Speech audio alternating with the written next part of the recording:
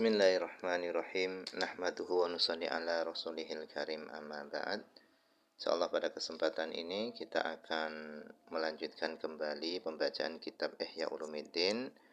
Masih melanjutkan tentang adab-adab tilawah Al-Quran. Kita telah sampai kepada fi dhammi tilawatil ghafilin, di dalam celaan terhadap bacaannya orang-orang yang lalai. Qala Anas ibnu Malik, telah berkata Anas bin Malik.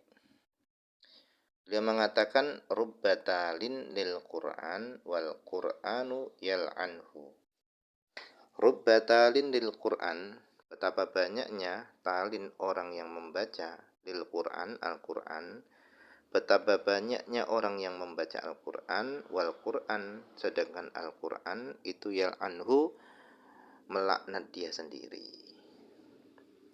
Nah, dijelaskan oleh para ulama kenapa Al-Quran melaknat orang yang membacanya. Di antaranya karena si pembaca Al-Quran itu menyelisihi perintah-perintah yang ada dalam Quran dan justru malah melakukan hal-hal yang dilarang oleh Al-Quran.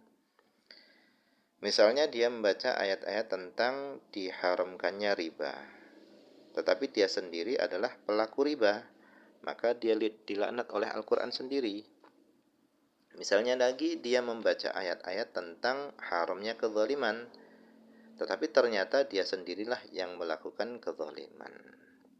Nah, ini diantara maksud hadis ini, riwayat ini. Wa qala Maisarah, dan telah berkata Maisarah, al-gharibu, perkara yang gharib, aneh, wal Qur'an, itu adalah Al-Qur'an, fi jawfil fajir, di dalam jawfnya, mulutnya, al-fajir, orang yang pendosa. Perkara yang aneh itu adalah Al-Quran yang ada pada mulutnya pendosa. Nah, hadis ini mengisyaratkan kepada orang yang membaca Al-Quran dengan lesannya, tetapi hatinya kosong dari keimanan dan kosong dari ingin mengamalkan isi Al-Quran, bahkan dia adalah seorang pendosa. Jadi Al-Quran itu hanya sampai di lisannya saja, tidak sampai masuk ke dalam hatinya. Sehingga apa yang dia lakukan, yaitu membaca Al-Quran, itu dianggap sesuatu yang aneh. Yaitu membaca Al-Qurannya tadi, itu dianggap aneh. Yaitu Al-Quran yang mulia berada pada lesannya, lesan seorang pendosa. Nah, itu adalah perkara yang aneh.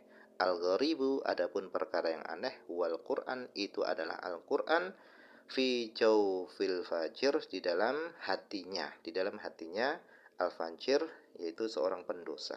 Jadi jawf ini hati ya.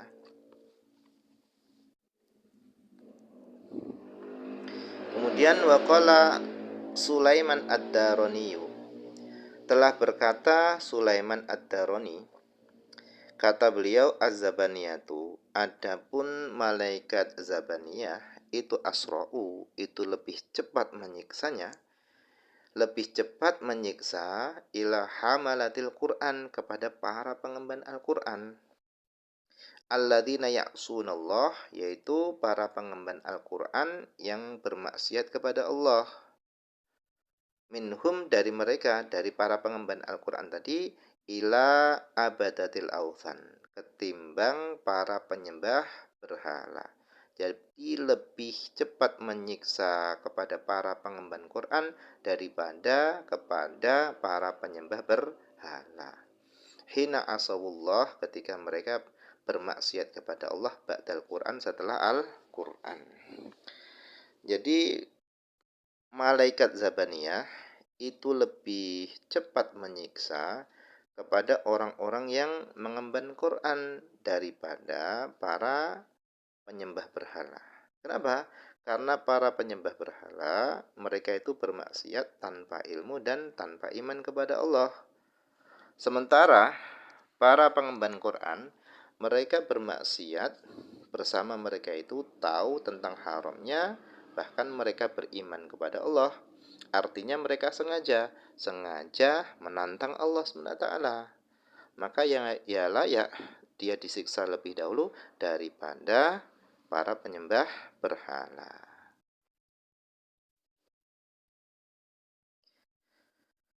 Wa qala ba'dul ulama, dan telah berkata sebagian para ulama, idza qara'a ibnu Adam al-Qur'ana, apabila anak Adam membaca Al-Qur'an, thumma khalata, kemudian dia mencampur adukan yang hak dan yang batil, thumma ada, kemudian dia kembali lagi yaqra'u, untuk membaca Al-Qur'an, qil, maka dikatakan lahu kepadanya, malaka walah wali kalami, apa urusanmu dan kalamku?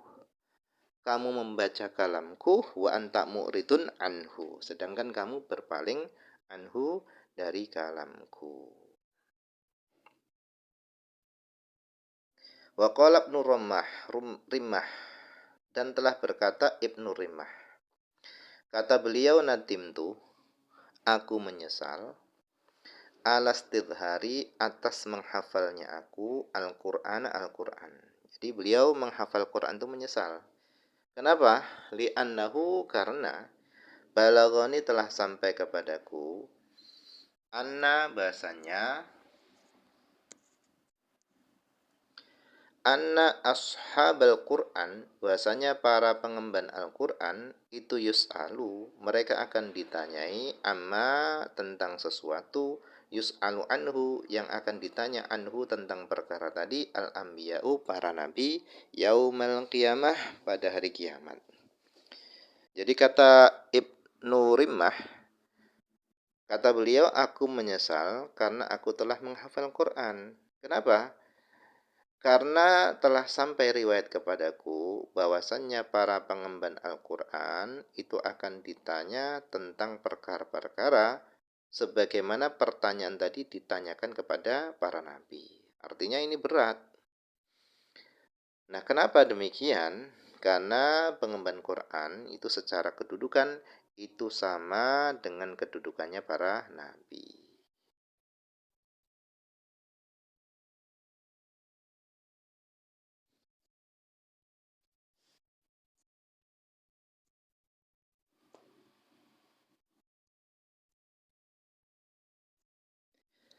Wa qala Ibnu Mas'udin, dan telah berkata Ibnu Mas'ud.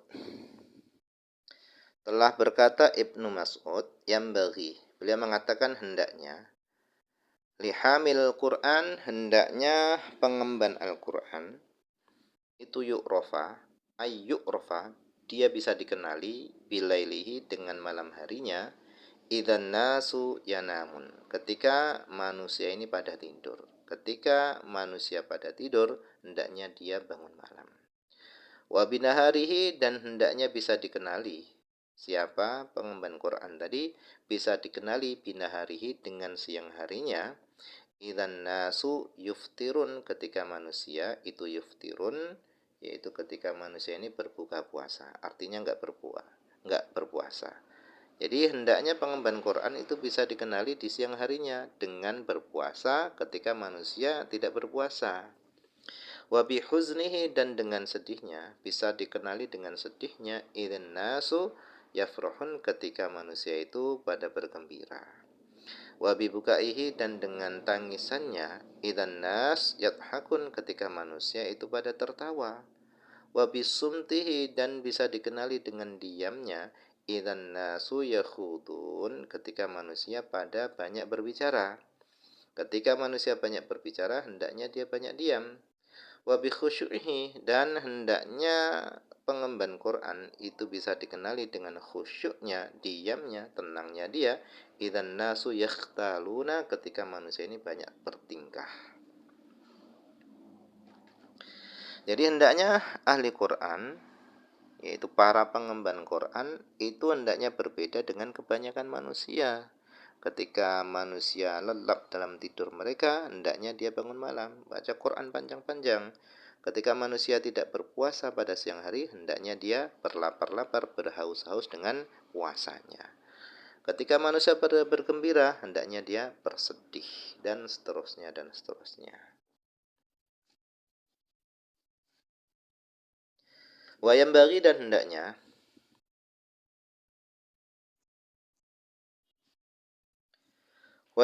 dan hendaknya lihamilil Quran, bagi pengemban Al-Quran, ayyakuna sikitan layinan, hendaknya pengemban Quran, orang yang mengemban Al-Quran, orang yang dalam hatinya itu ada Al-Quran, itu sikitan banyak diam, layinan lagi lembut hatinya, lembut hati banyak tenang, banyak diam. Walayam bagi dan tidak sepantasnya lahu bagi hamil Quran, pengemban Quran, tidak sepantasnya baginya ayakuna jafian, adanya pengemban Quran itu jafian, keras hati, wala mumarian, dan tidak sepantasnya baginya senang berdebat, senang bertengkar. Wala soyahan, tidak sepantasnya bagi pengemban Quran itu soyah, yaitu banyak teriak-teriak. Wala sokhoban, yaitu keras suaranya. Wala hiddidan, dan tidak sepantasnya baginya itu hiddid, yaitu keras hati, sama keras hati. Hatinya itu seperti besi keras. Waqad qala sallallahu alaihi wasallam, dan Nabi sallallahu alaihi wasallam beliau bersabda, aktsaru munafiqi hadil ummah qurra'uha. Kebanyakan paling banyaknya munafik-munafiknya umat ini adalah qurra'uha, ahli Qur'annya. Ini dalam kitab Ihya ini. Tetapi dalam riwayat yang lainnya disebutkan bukan munafik, tetapi kebanyakan orang-orang fasiknya umatku itu adalah para ahli Al-Qur'annya. Nah, sebagian ulama menafsirkan munafik di sini, nifak di sini, dalam hadis ini maknanya adalah riya. Karena antara munafik dan riya itu ada kesamaannya, ada kecocokannya, yaitu menampakkan yang zahir yang berbeda dengan apa yang dalam hatinya. Jadi yang dimaksud munafik di sini adalah riya. Kebanyakan orang-orang yang riya di dalam umat ini adalah qurra'uha, para ahli Qur'annya. Nah, ini diantara penafsirannya, dan banyak sekali penafsiran para ulama terkait dengan hadis ini. Bisa dibaca sendiri.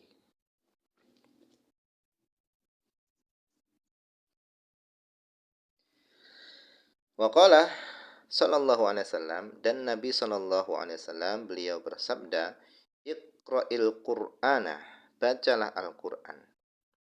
Iqra'il Qur'ana, bacalah Al-Qur'an, ma sesuatu nahaka yang bisa mencegahmu dari kemaksiatan.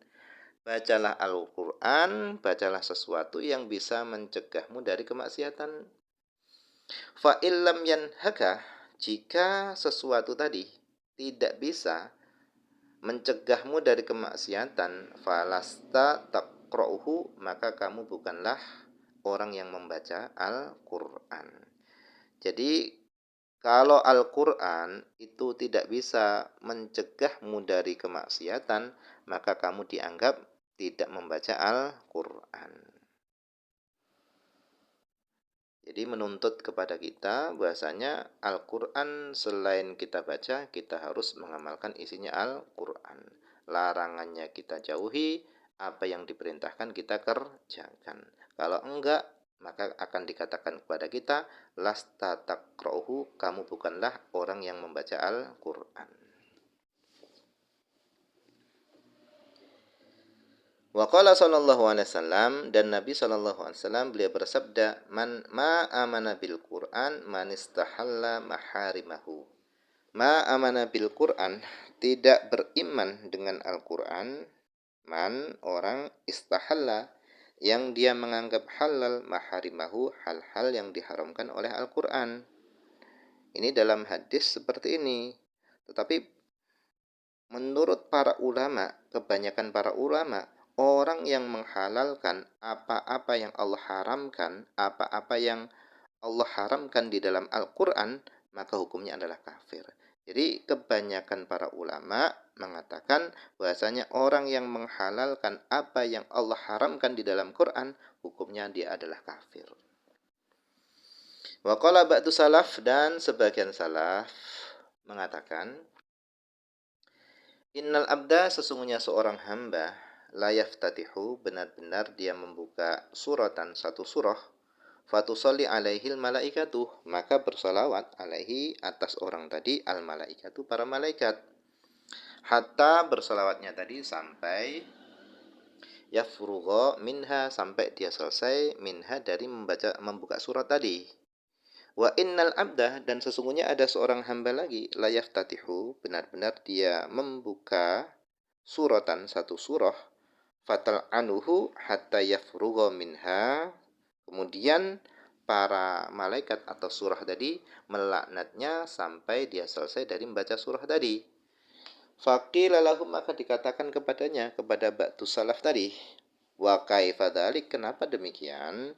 Qala, ba'du salaf tadi menjawab, idza ahalla halalaha wa harrama haramaha shallat alaihi. Idza ahalla, apabila dia menghalalkan halalaha, yang dihalalkan oleh surah tadi, wa harrama, dan dia mengharamkan haramaha, hal-hal yang diharamkan oleh surah tadi, salat, maka para malaikat akan bersolawat alaihi, atas dirinya.